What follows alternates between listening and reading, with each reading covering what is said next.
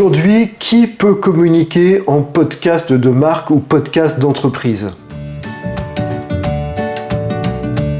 Tout d'abord, ce qu'il faut savoir, c'est qu'il y a un coût.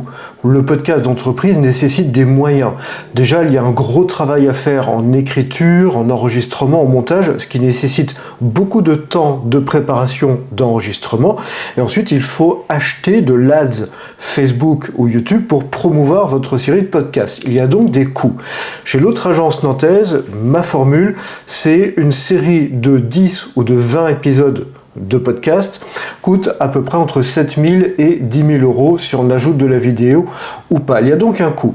Le podcast d'entreprise est donc réservé à des PME ou à des grosses sociétés qui ont les moyens justement de communiquer en interne pour leurs salariés, ce qui va remplacer la fameuse newsletter, ou en externe, donc diffusé sur toutes les plateformes à destination de leurs clients.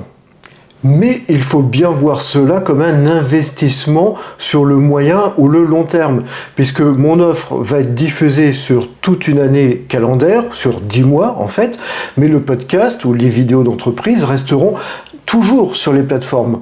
Elles vont donc être visionnées plusieurs mois, voire plusieurs années également après. C'est donc un investissement qu'on fait sur le moyen ou sur le long terme.